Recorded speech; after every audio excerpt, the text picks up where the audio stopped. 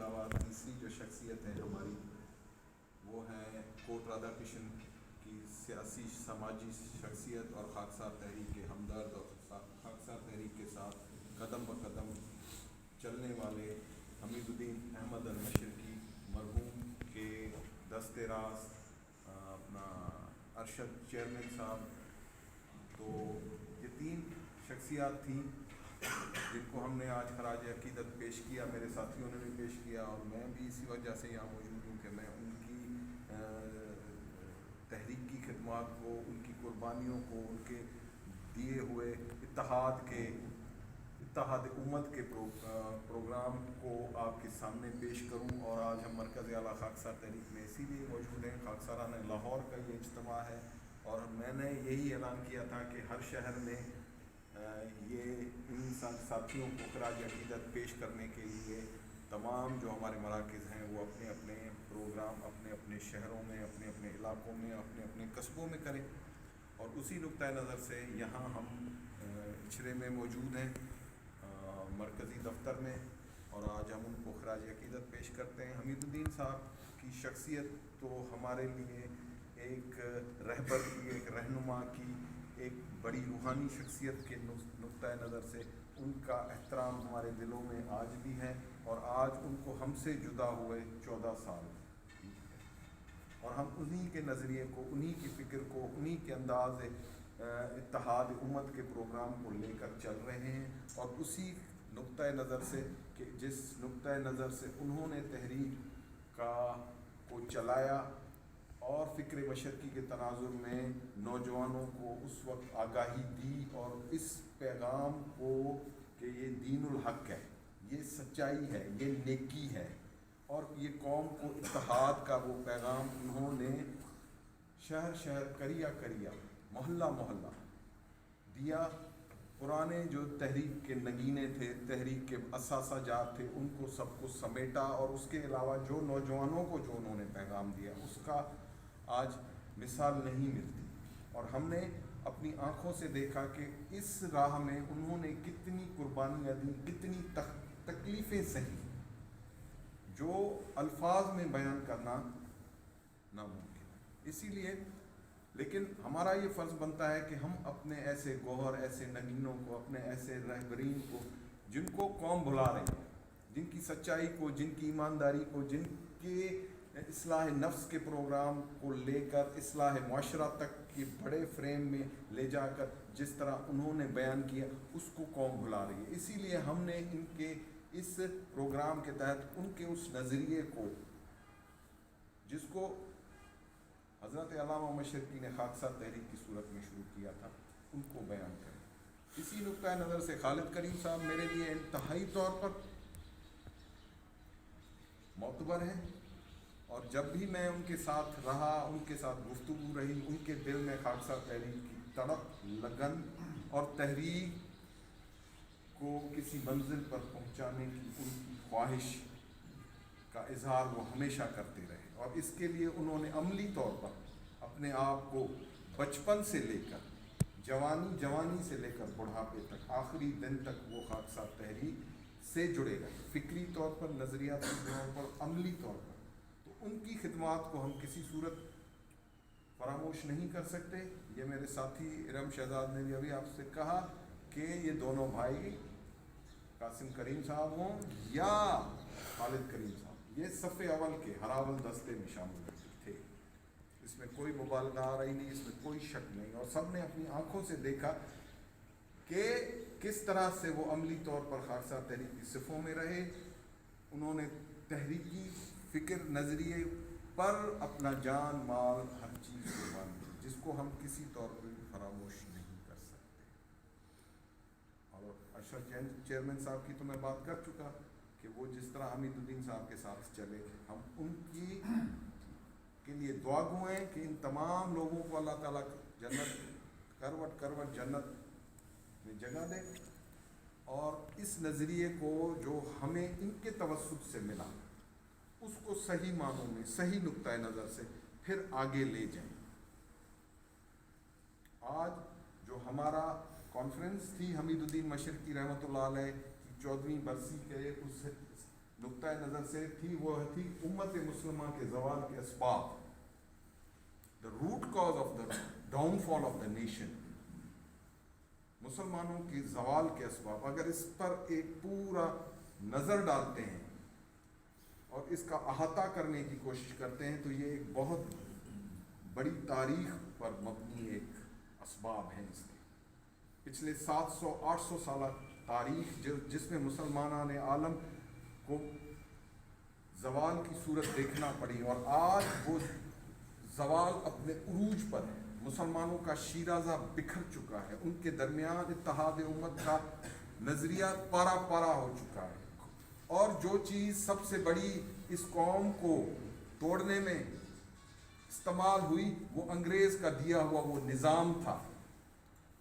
जो तकसीम करो और हुकूमत करो के नुक्ता नज़र से पेश किया गया। और अंग्रेज़ ने यहाँ 1857 के बाद हिंदुस्तान में जब इक़्तिदार पर बुरजमान हुआ, इक़्तिदार अपने कब्ज़े में लिया, हिंदुस्तान पर अपना गलबा जमाया, तो उस वक्त उसने पहली पॉलिसी ये अख्तियार की कि इस कौम को जितना तफरके में डाल सकते हो, इस कौम को उस तफरके में डालकर इनको टुकड़े दर टुकड़े करो, और इनके टुकड़े होने से हमारा इक़्तिदार तूल पकड़ेगा। और इसी चीज़ को, इसी नज़रिए को लेकर उन्होंने हिंदुस्तान में तकसीम करो और हुकूमत करो का ये फ़लसफ़े के तहत अपनी हुकूमत की बुनियाद डाली। डिवाइड एंड रूल का फ़लसफ़ा वहाँ से चला, और आज भी अगर हम देखते हैं तो वही तकसीम करो और हुकूमत करो का फ़लसफ़ा हमारे गले कूचों में हमें नज़र आ रहा है। हम सियासी तौर पर, मजहबी तौर पर फ़िरका वारियत में बढ़ चुके हैं, सियासी निज़ामों में बढ़ चुके हैं, पार्टीबाजी का शिकार हो चुके हैं। हमारे अंदर यानी दो सगे भाई हैं तो वो एक जगह बैठ कर किसी चीज़ पर मुत्तफिक नहीं हो सकते, और ना हो हैं इस वक्त, क्योंकि हम उसी चीज़ का शिकार हैं। इस निज़ाम के मद्दे मुकाबिल सिर्फ एक शख्सियत थी है जिसने अंग्रेज़ को की आंखों में आंखें डालकर उस निज़ाम के बारे में बताया, और वो निज़ाम था इत्तेहाद का, अखुवत का, भाईचारे का, इत्तेहाद उम्मत का। और वो शख्सियत थी हज़रत अल्लामा इनायतुल्लाह खान अल-मशरिकी रहमतुल्लाह अलैह की, जिन्होंने 1931 में खाकसार तहरीक का इजरा किया। इससे पहले उनकी अगर शख्सियत पर हम नज़र डालेंगे तो हमें मिलेगा कि वो एक बहुत बड़ी इल्मी, फ़िक्री, नज़रियाती और इस्लामी फ़िक्र और नज़रिए और कुरान पर उनकी दस्तरस और उनका फ़िक्र हमारे आगे खुलकर आज मौजूद है। और वो हमें बता रहे हैं कि सबसे बड़ा कौम का मर्ज़ तफरकेबाजी है, और उन्होंने इस चीज़ को समझते हुए, कुरान के उस कुरानी फ़लसफ़े को समझते हुए इस तहरीक को का जब इजरा किया तो उस तहरीक की बुनियाद अखुवत पर रखी, जो आज हम अपने सीनों में सजाए फिरते हैं, और इसी इत्तेहाद को लेकर एक निज़ाम की बुनियाद डाली। अब मैं आपको इसका एक छोटा सा फ्रेमवर्क बता रहा हूँ कि खाकसार तहरीक क्यों और किस लिए, और इत्तेहाद उम्मत और कौम के ज़वाल की जो असबाब हैं उसमें खाकसार तहरीक ने उम्मत को मुत्तहद करने में कौन सा अमल और किरदार पेश किया और कौन सी कुर्बानियाँ दी। हुकूमत करो कि उस फ़लसफ़े के मद्दे मुकाबिल अगर कोई निज़ाम हिंदुस्तान में खड़ा किया गया, अमली तौर पर, फ़िक्री तौर पर, नज़रियाती तौर पर, वो खाकसार तहरीक का इन्नमा मोमिनून अख़वतन का प्रोग्राम। और उसी प्रोग्राम को जब लॉन्च किया गया है, जब इसका इजरा किया गया है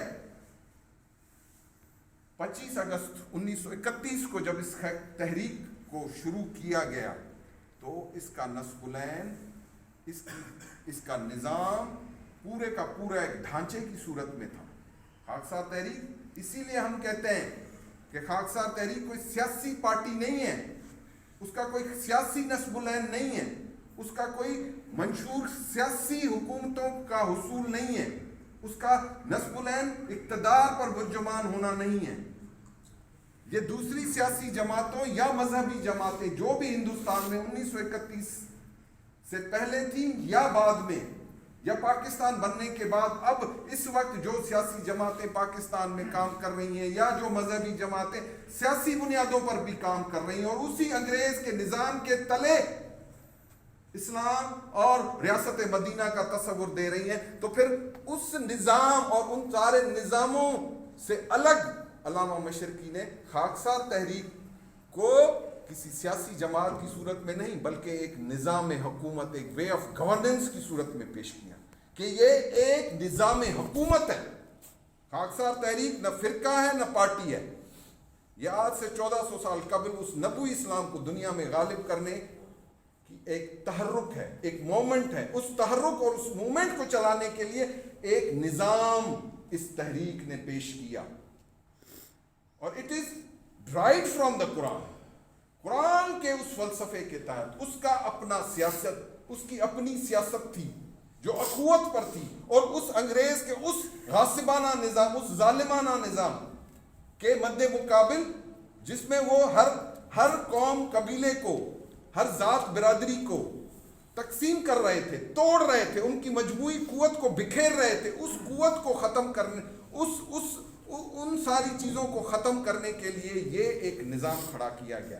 اور یہی وہ تحریک تھی جس میں کہا گیا کہ نہ کوئی شیعہ ہے، نہ کوئی سنی ہے، نہ وہابی ہے، نہ حنفی ہے، نہ شافعی ہے، نہ مالکی ہے، نہ کوئی کچھ نہیں ہے، صرف ایک مسلمان ہے اور لا الہ الا اللہ محمد رسول اللہ کا نام لیوا ہے. اور اسی کے نام پر قوم کو انہوں نے اس خوبصورت نظام، اخوت کے اس خوبصورت نظام میں community based system of governance کے تحت، community based system of governance, یعنی کہ یہ بات اگر ہم سوچیں تو ہمارے لیے 100 سال تقریباً ہونے کو، 90 سال ہونے کو خاکسار تحریک کے اجرا کو، اس میں انہوں نے اس وقت بڑا سائنٹیفکلی اس چیز کو پروو کیا کہ قوم کے اتحاد کو کہاں سے شروع کیا جائے. تو grass root level of the society, جہاں کمیونٹی میں لوگ رہتے ہیں، کوئی نظام اوپر سے نہیں آتا، ان نظاموں کو شروعات، اگر ہم اس کی سب سے بڑی مثال لیں تو ہمارے رسول خدا صلی اللہ علیہ وسلم نے جب ان کو نبوت عطا ہوئی تو مکے میں انہوں نے 13 سال اسی سسٹم آف گورننس کے تحت کمیونٹی میں کام کیا، اپنے لوگوں میں کام کیا، ان کے اندر خدا خوفی کا نظریہ ان کے اندر ڈالا، ان کو اندر اتحاد کا پیغام ان کو جوڑا، ان کے دلوں کو جوڑا، وَاعْتَصِمُوا بِحَبْلِ اللَّهِ جَمِيعًا کا پیغام ان کو دیا، ایک امت بن جانے کا تصور ان کو دیا. اور 13 سال کی جد و جہد آپ دیکھ سکتے ہیں، پڑھ سکتے ہیں، تمام مکاتب فکر اس پر متفق ہیں کہ وہ 13 سال کی جد و جہد نے وہ ہیرے پیدا کیے جنہوں نے جا کر مدینہ میں ریاست مدینہ کی بنیادیں رکھی، اور اس نظام، طاغوتی نظام کو للکارا. جس طرح انگریز غاصب تھا، اس وقت بھی غاصبانہ جو نظام تھے، سرمایہ دارانہ جو نظام تھے، ان کو اس وقت للکارا گیا اور ان کی نفی کی گئی. ورنہ تو ہر چیز نبی اللہ صلی اللہ علیہ وسلم کو دی جا رہی تھی کہ یہ لے لو، مکے کی چابیاں بھی لے لو، جو تم کرنا چاہتے ہو وہ کرو، لیکن ہمارے نظام پر بات مت کرو، ہمارے سسٹم آف گورننس پر بات نہیں کرو. تو اصل تو جھگڑا تو یہی تھا نا کہ نظام اللہ کا ہونا چاہیے. آج بھی نظام کی بات ہو گئی. ہماری سیاسی جتنی جماعتیں وہ اس وقت پوری طرح الیکشن میں جا رہی ہیں، مذہبی جماعتیں جا رہی ہیں انگریز کے دیے ہوئے سسٹم آف پولیٹیکل گورنمنٹل جو سسٹم تھا اس کے تحت. بھائی آپ اسلام کا نام لے رہے ہیں، دین الحق کی بات کر رہے ہیں، رسول خدا کی حدیث بتا رہے ہیں، لیکن آپ بلائنڈلی ان پر چلنے کے لیے لوگوں کہ آج انہی سیاسی جماعتیں، انہی مذہبی جماعتوں نے وہ طوفان کھڑا کر دیا ہے کہ قوم بکھر کر رہی ہے، تباہ و برباد ہو رہی ہے، اور ان کا باہمی اتحاد ختم ہو رہا ہے. یہ چھوٹا سا پاکستان، 4 صوبوں پر قائم پاکستان، اس کو اسی نظام کی وجہ سے،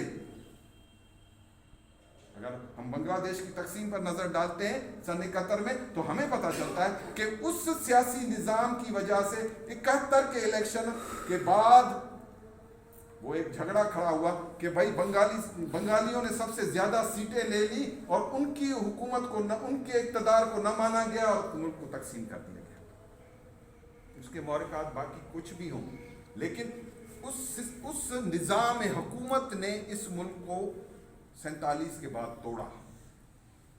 اس میں پھر اسٹیبلشمنٹ ہے، اس میں وہ سیاست ہے، وہ اس میں تمام چیزیں شامل ہیں. وہ بنیاد بنا जिन्ना साहब का तो पाकिस्तान टूट गया, अब जो बाकी बचा पाकिस्तान, उसने भी उन्हीं रविशों को अख्तियार किए हुए हैं। हम समझते हैं कि जमहूरियत हमारा इलाज, बीइंग अ मुसलमान जमहूरियत, और वो भी मगरबी तर्ज जमहूरियत जो हर वक्त हमें तोड़ रही है, हमें बिखेर रही है, उस जमहूरियत की हम बात करें। किस तरह से ये मुमकिन हो सकता है कि उनका दिया हुआ निजाम, वो निजाम जो उन्होंने तमाम दुनिया को बिखेरने के लिए, तमाम दुनिया के इत्तेहाद को बिखेरने के लिए दिया, उसके मद्दे मुकाबले अपने असली निजाम को छोड़ दें जो हमारे लिए अल्लाह ताला ने खुद पसंद किया है ना। ये तो हकीकत है कि अल्लाह ताला ने ये दीन आपके लिए पसंद किया। अब उस दीन के दिए हुए निजाम को हम छोड़कर आज हम इस तागूती निजाम के अंधी तकलीद कर रहे हैं। तो फिर मुजरिम कौन है, गुनहगार कौन है? क्या ये सवाल नहीं बनता कि उस चीज में हम भी बराबर के हिस्सेदार हैं? उस निजाम को तकवीत देने के लिए अभी 1 महीने के बाद इलेक्शन होगा, हम छोटे छोटे मुफादात के तहत इन्हीं सियासतदानों को, इसी अशराफिया को, इसी जागीरदार क्लास को फिर असेंबलियों में पहुंचाएंगे, और उस असेंबलियों में वो जाकर फिर हमें IMF, वर्ल्ड बैंक जैसे बड़े बड़े इदारों के नीचे हमें लगा देते हैं, हमें मकरूज कर देते हैं। हमारा एक बच्चा 2.5 पौने 3 लाख रुपए का मकरूज पैदा हो रहा है, हमारा बाल कर्जी है। आज डॉलर कहां तक पहुंच चुका है? पेट्रोल, अभी आप अपनी अपनी गाड़ियों पर, अपनी अपनी सवारियों में कितने रुपए फी लीटर लेकर यहां तक पहुंचे हैं? तरकारी का, सब्जी का क्या रेट पहुंच चुका है?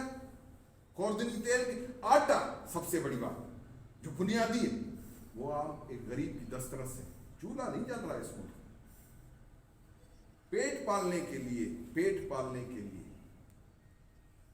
यहां पर हमारी इज्जतों वाली भरी हमारी माएँ बहनें अपने बच्चों के, अपने खानदान का पेट पालने के लिए वो इस निज़ाम के तहत, इस मुरवजा निज़ाम की वजह से अपना आप बेचने के मजबूर हो चुके। हमारे लिए अलमिए की चीज़ है, और फिर भी हमारी आंखें न खुलें, और फिर भी हम उसी सियासत का शिकार हो जिस सियासत ने हमें तो कुछ नहीं दिया। या तो फिर कहो कि तुम्हारे घरों तक इन सियासतदानों के इस तागूती निजाम ने तुम्हारे घरों के दरमियान दूध की नहरें बहा दी हैं, तो फिर मैं कहूंगा कि चलो फिर वो दूध की नहरें मुझे दिखाओ, तो मैं भी इसका अंधा इसकी तायीद करता हूं। मैंने अपनी 50 साल की उम्र में ये चीज तो अपनी आंखों से ना देखी, ख्वाब देखे, जो ख्वाब दिखाए गए हमें, लेकिन हकीकत तो ये थी कि आज भी हम भूख में हैं, नंग में, अफलास में, तंगदस्ती में, बीमारी में, मौत का शिकार हैं, बीमारियों का शिकार हैं, मकरूज हैं, और उसकी वजह वो निज़ाम हुकूमत है, वो सिस्टम ऑफ गवर्नेंस है, जिसको हमें इसके अलावा दिखाया ही न गया कि कौन सा निज़ाम, कोई ऐसा निज़ाम है। मीडिया पर चले जाएं, प्रेस में चले जाएं, जितने बड़े एंकर बैठे हुए हैं, यहाँ आते हैं, अल्लामा मशरिकी को खराज अकीदत पेश करते हैं, यहाँ तस्वीरें बनाते हैं, उनसे मैं पूछता हूं कि इस शख्स को जिसने आज से 100 साल पहले तुम्हें जिंदा रहने के तमाम तरीका बताया, अज़रूए कुरान तुम्हें जिंदगी गुजारने का, तुम्हें एक मुआशरे में इज्जतदार तरीके से जिंदगी गुजारने का निज़ाम हुकूमत तुम्हें बताया, आप मस्जिद में चले जाए, आपको बताया जाएगा कि भाई अपनी इंफरादी जन्नत कैसे जीतो, आपको बताया जाएगा कि किस तरह से आप अपने लिए अल्लाह की निगाह में किस तरह से बरगजीदा हों, आप अल्लाह की निगाह में किस तरह से आप इज़्ज़त पाएं। लेकिन यहाँ ये नहीं बताया जाएगा कि इज्तमाई तौर पर कौम को सरबुलंद करने का आपके पास क्या तरीक़ाकार होना चाहिए, जबकि कुरान तो सिर्फ अक़वाम आलम की बात करता है। वो तो उन कौमों के ऐसे, वो तो लूत की कौम हो, सबूत की कौम हो, बनी इसराइल की कौम हो, उनका जिक्र करते हुए कहता है कि इनके अमाल दुरुस्त नहीं थे, इनको इनकी बदकारियों की वजह से मैंने सफाई हस्ती से मिटा दिया। कभी हमने सोचा कि बतौर कौम हम क्या ऐसी ही किसी बीमारियों का शिकार तो नहीं है? हम तो अपनी जाती जन्नतें तो जीतने के लिए बैठे हुए हैं, ہم اتنے خود غرض ہو گئے ہیں کہ ہمیں اپنے علاوہ کوئی سوچ نہیں، لیکن قوم کی بگڑی کس طرح سنورے گی اس پر کوئی سوال اٹھانے کے تیار نہیں۔ لیکن خاکسار تحریک نے اس وقت بھی انگریز کی آنکھوں میں آنکھیں ڈال کر کہا تھا کہ نظام تمہارا نہیں چلے گا، نظام وہ چلے گا جو الہی قانون کو کی تقلید کرتا ہے۔ لا اللہ کا قانون چلے گا، اللہ کا اٹل آئین الہی چلے گا، اور اسی کی پاداش میں تو خاکسار تحریک کو دیوار کے ساتھ لگا دیا گیا۔ ورنہ تو سیاسی جماعتیں جو اس وقت یا جو پاکستان بننے کے بعد معرض وجود میں آئی، آج وہ وزارتوں میں، وہ عمارتوں میں، وہ اسمبلیوں میں، وہ محلات میں ہیں، لیکن خاکسار تحریک کیونکہ سیاسی جماعت نہیں تھی، ایک نظام حکومت تھا، اور نظام حکومت بھی الہی قانون کو سامنے رکھ کر وضع کیا گیا تھا۔ مشرقی رحمۃ اللہ علیہ اپنی شہر آفاق تصنیف، جس کو نوبل پرائز آفر ہوا تذکرہ میں وہ قوموں کے عروج و زوال پر بات کرتے ہیں، فیٹ آف دا نیشن پر بات کرتے ہیں، how to rise a nation, being a Muslim, how to rise a nation, اور خدا کے آگے بطور قوم سربلند ہو کر کھڑے ہونے کا طریقہ کار بتا دیں۔ تو ایسے دانائے عالم کو، ایسے نقیب فطرت کو، ایسے انسان کو جس نے قوم کی تقدیر بدلنے کا پورا پلان قوم کو دیا، اور یہ پلان صرف تھیوریٹیکل ورک نہیں تھا۔ اگر تذکرہ کو آپ پڑھیں گے جس میں قانون الہی کی بات کی گئی ہے، قوموں کی سربلندی کی بات کہی گئی ہے، قوموں کے عمل و کردار کو سامنے رکھ کر بات کی گئی ہے، تو پھر اس نظام کو لاگو کرنے کے لیے اس نے یہ خاکساری وردی پہنی ہے، اس نے یہ نشان اخوت، وہ لگژری گار کھڑی ہے 1926 ماڈل کی جس میں وہ چلا پھرا کرتا تھا، لیکن اس وردی کے پہننے کے بعد وہ شخص یہاں ہی جہاں وہ مدفن ہے، یہاں پر یہ دکھائیں جناب بچے، یہ مزار اسی جگہ اس نے چھولداری ڈال دی، اور ساری عمر یہی بیٹھ کر خاکساری کی، اور اس شخص نے قوم سے کچھ نہیں مانگا۔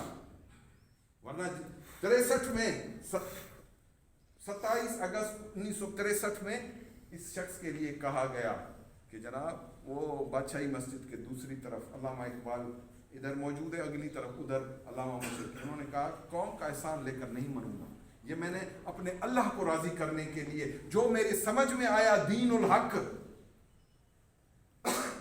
اس کو میں نے لکھ کر بھی بتایا اور اپنے ہاتھوں سے اور اپنے پیروں کے عمل سے بھی کر کے دکھایا۔ اتنی سادہ زندگی کہ زندگی بھر انہوں نے پنکھا نہ چلایا، اور اس کا بیٹا بھی اسی کی تقلید کرتا رہا، حمید الدین مشرقی۔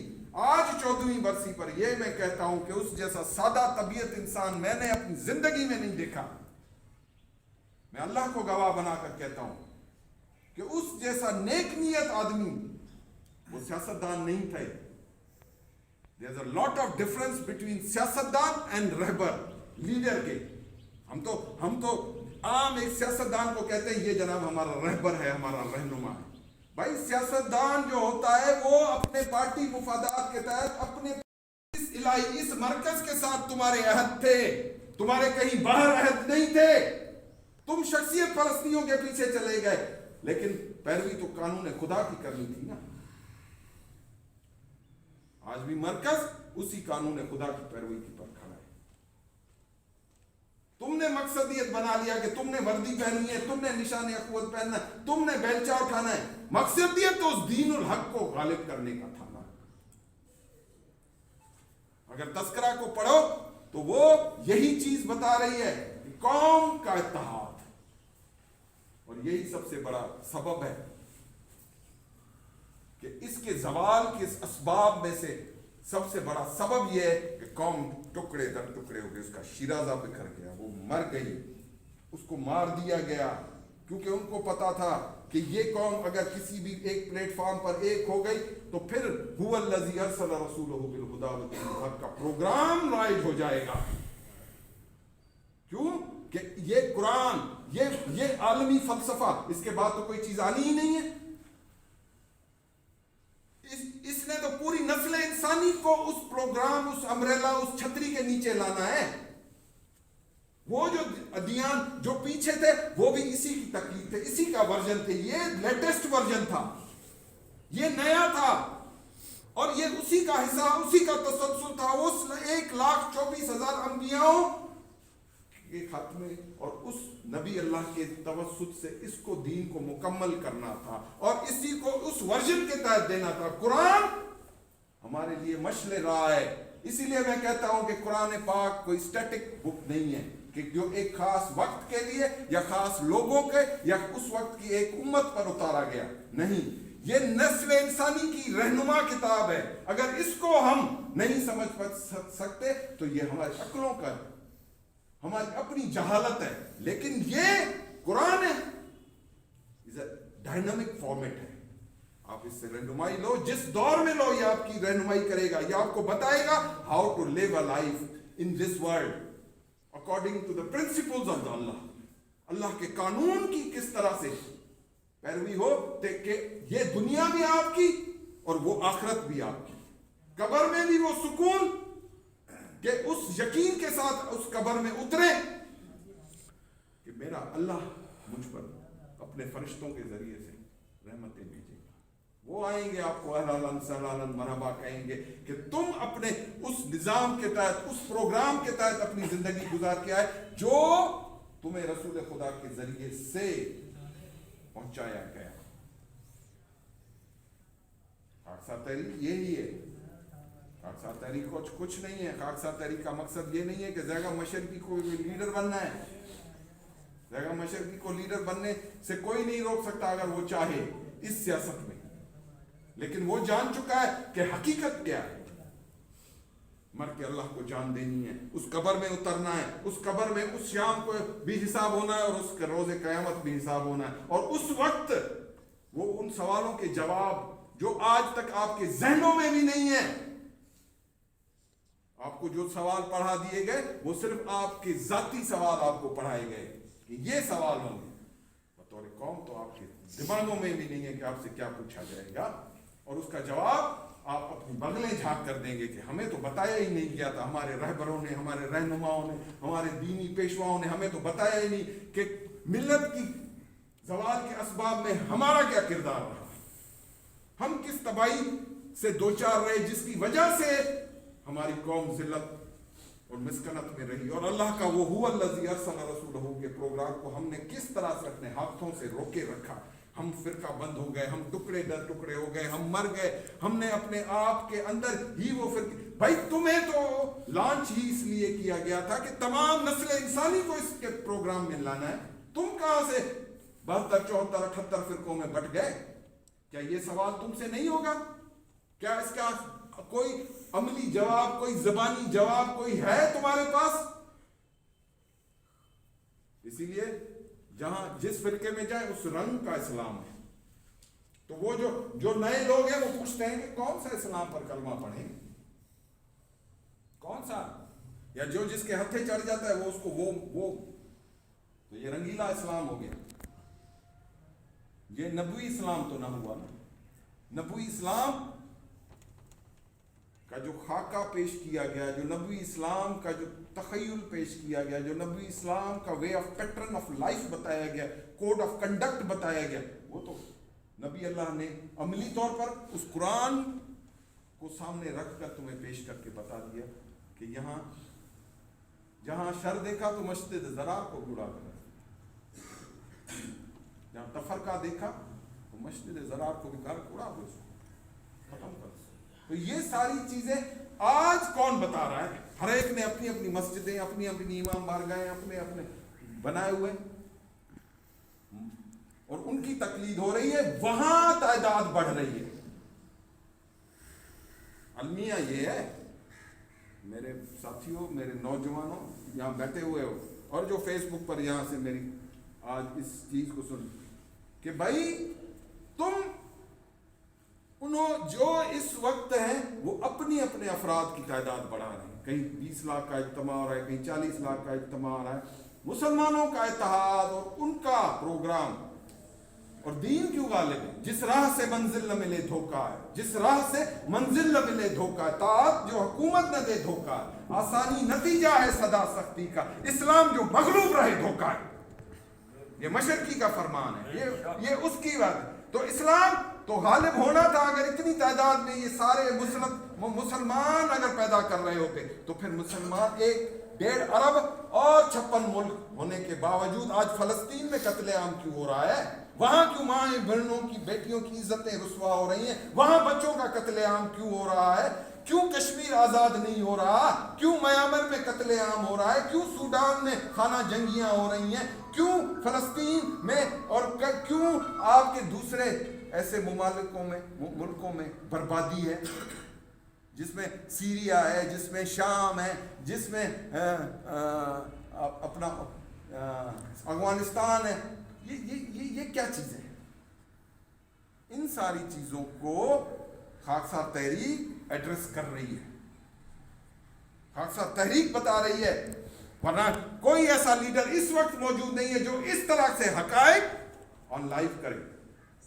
میں تو اسٹیبلشمنٹ کو بھی کہتا ہوں کہ اگر پاکستان کو مستحکم کرنا ہے تو پھر نظام کو بدلنے کی بات کی جائے، سیاستدانوں کے سیاسی جماعتوں کو بدلنے سے، ان کے اقتدار کو میوزیکل چیئر کے ذریعے سے ایک دفعہ دوسرا، پھر دوسری دفعہ پہلا تیسرا کر کے یہاں پر پاکستان مستحکم نہیں ہو سکتا۔ پاکستان کی تقدیر بنانی ہے، پاکستان کے ساتھ اگر آپ مخلص ہیں تو پھر نظام بدلنے کی بات کریں۔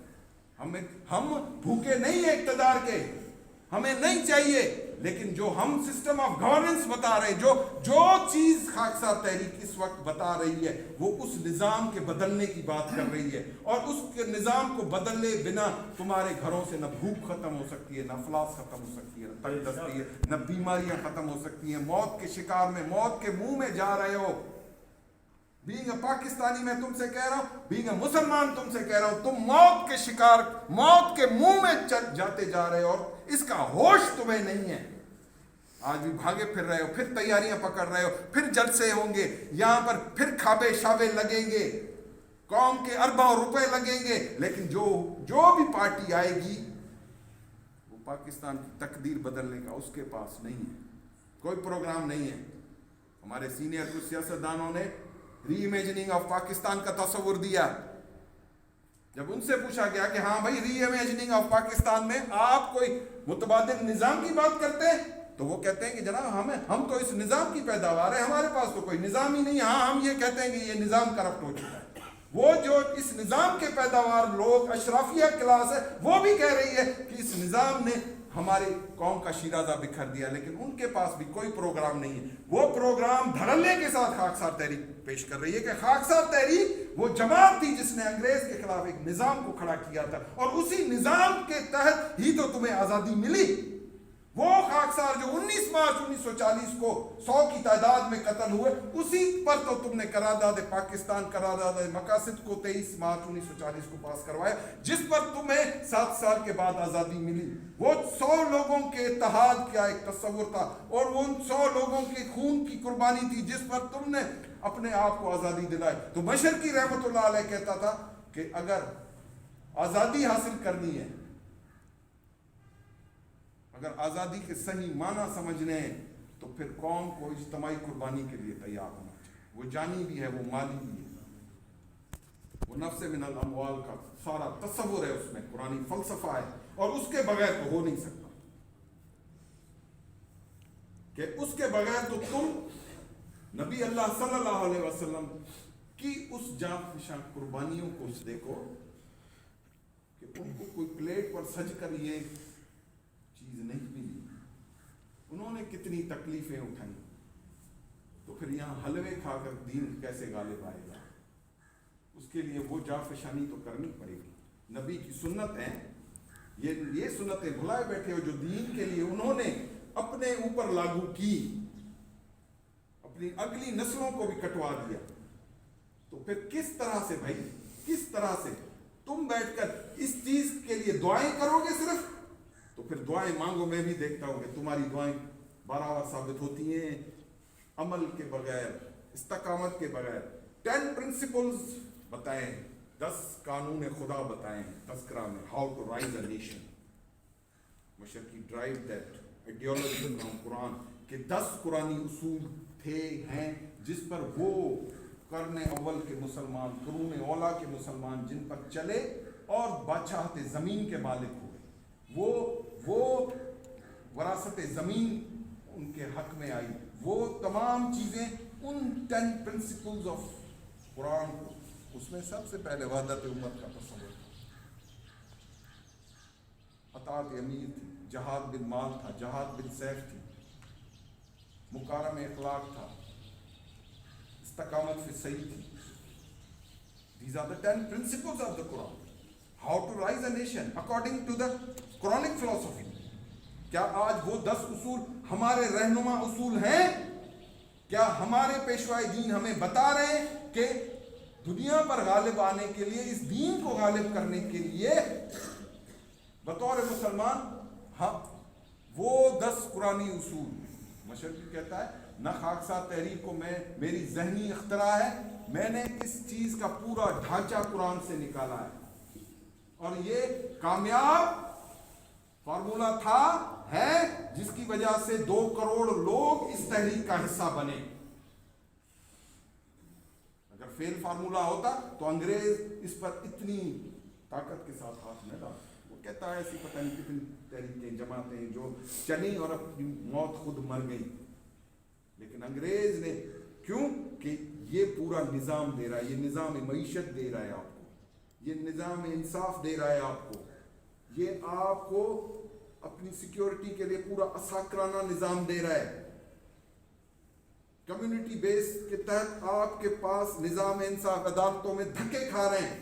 اس نظام کے تحت, اس مروجہ نظام حکومت کے تحت, اس سیاسی عدلیہ انصاف کے لیے آپ عدالتوں میں 50-50 سال بھی دھکے کھا رہے ہوتے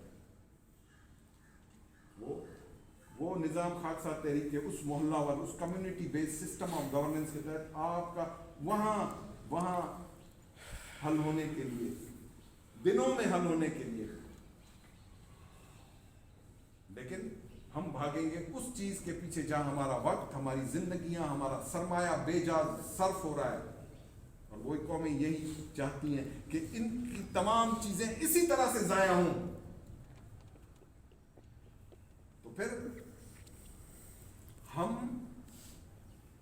اصل جمہور کی اس طاقت کو, اگر جمہوریت ہی کرنی ہے, میرے بچے نے, ارم شہزاد نے ابھی بات کی 3 طبقاتی الیکشن, ٹھیک ہے, مان لیتے ہیں 3 طبقاتی الیکشن, لیکن وہ 3 طبقاتی الیکشن اس سسٹم آف گورننس میں نہیں چلے. وہ مانے گی اس کے لیے تو اس 3 طبقاتی الیکشن کو دیکھو,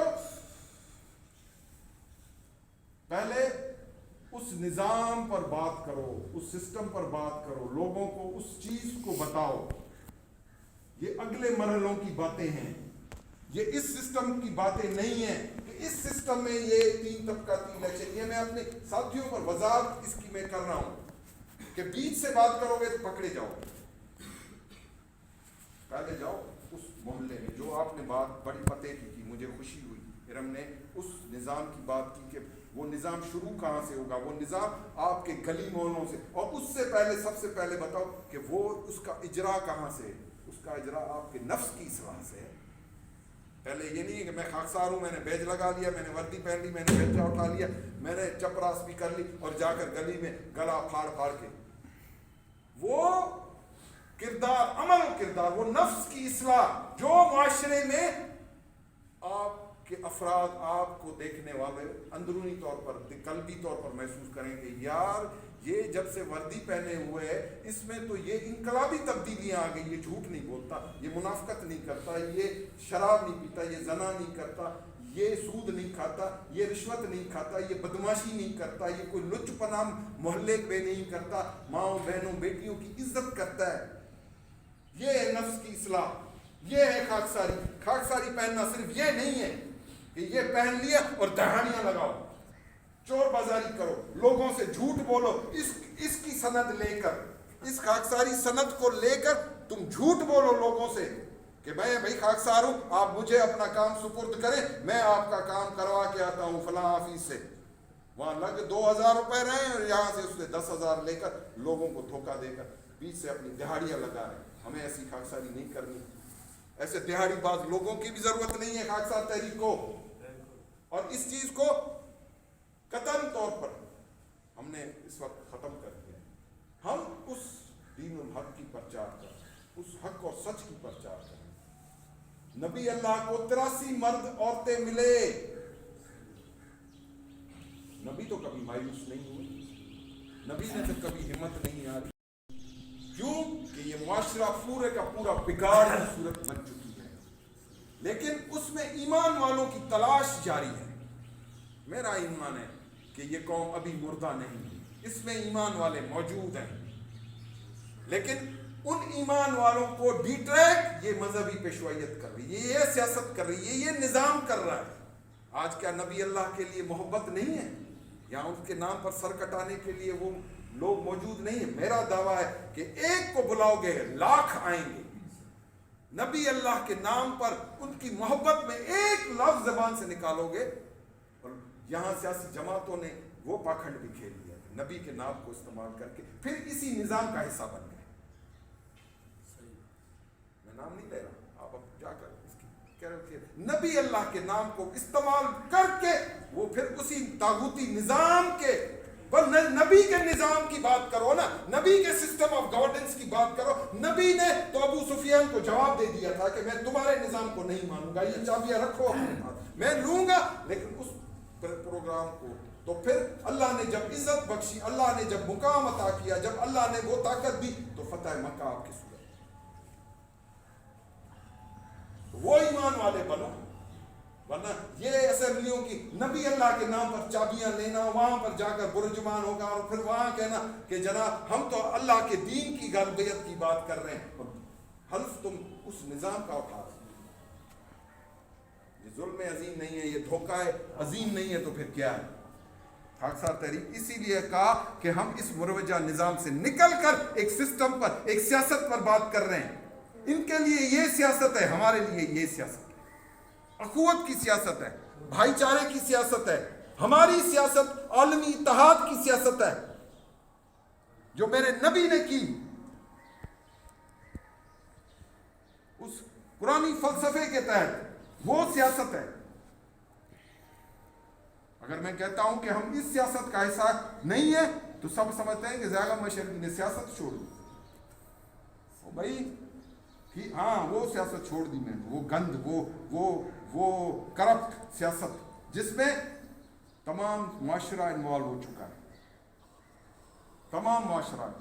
اب ہمارے اندر یہ فرق ہی نہیں ہے کہ نیکی کیا ہے اور برائی کیا ہے, حرام کیا ہے, حلال کیا ہے. ایک صاحب ہے جو کروڑوں کی رشوت کھا کر, سود کھا کر, ذخیرہ اندوزی کر کے ایک بہت بڑا بنگلہ بناتا ہے اور لکھ دیتا ہے ھذا من فضل ربی, یہ تو میرے اللہ کی طرف سے فضل ہے. کیا یہ فلسفہ ہے؟ اللہ کو اس طرح سے تم مطمئن کرو گے؟ یا ساری عمر رشوتیں کھا کر چور بازاریاں کر کے ٹھگیاں لگا کے عمر کے آخری حصے میں ایک مسجد بنوا دی, اس کے متولی بن کر بیٹھ گئے, اور پھر باقی زندگی کی تمام نمازیں پڑھ کر تم سمجھو کہ جنت وارد ہو جاؤ. ایک ایک چیز کا حساب دینا پڑے گا, ایک ایک چیز کا حساب دینا پڑے گا. جو گناہ سے انکار کر کے پھر جو کرتے ہو, پھر معافی مانگتے ہو, پھر کرتے ہو, پھر معافی مانگتے ہو, اس کی معافی نہیں ہے, یہ منافقت ہے. لیکن تمہیں ٹکٹیں دی جاتی ہیں, تمہیں ٹکٹیں دے دی جاتی ہیں, اسی لیے تم کھلے آئے عام گناہ کرنے پر راغب ہو کہ میرا اللہ تو رحم الرحیمین ہے. ہاں وہ رحم الرحیمین ہے, لیکن اپنے اٹل آئین الہی پر وہ انتہائی طور پر سخت ہے. اس کے ہاں اپنے قانون کی توڑنے والے کے لیے کوئی معافی نہیں ہے. تم کچھ بھی کر لو, تمہیں وہ اپنے قانون توڑنے کی اجازت نہیں دے گا. اور جن قوموں نے قانون توڑے ان کی مثالیں اس قرآن میں موجود ہیں, کہ ان قوموں کو انہوں نے نیست و نابود کر دیا. ایک ایک گناہ کی اس پاداش میں, کوئی زانی تھے, کوئی شرابی تھے, کوئی اللہ کے حکموں کو ماننے سے انکاری تھے, ان کے ایک ایک گناہوں کے کوئی کم تولتے تھے, ان کو ایک ایک گناہوں کی پاداش میں اللہ نے عبرت کا نشان بنا دیا. کیا وہ تمام گناہ ہمارے یہاں کثرت موجود؟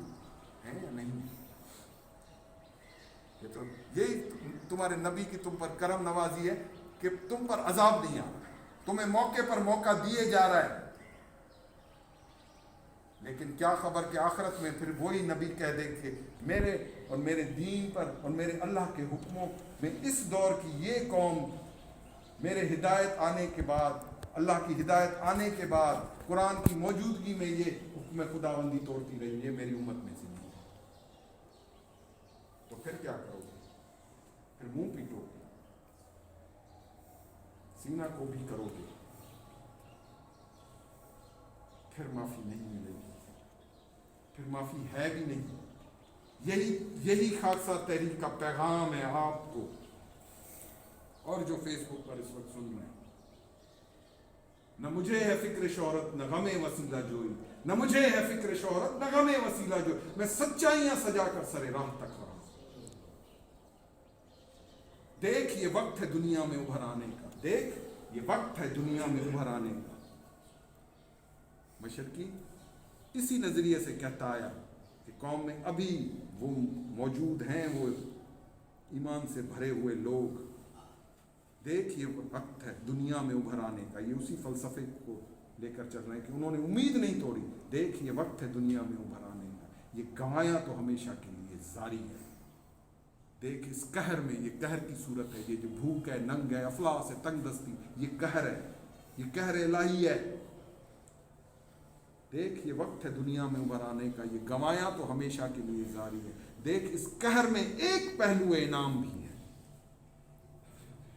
آج زور سے لے لیں تیری ہوشیاری۔ اور وہ زور اس اتحاد میں ہے جس کو یہ قوم چھوڑ چکی، اس اتحاد کو، اس پروگرام کو صرف خاکسار تحریک بتا رہی ہے۔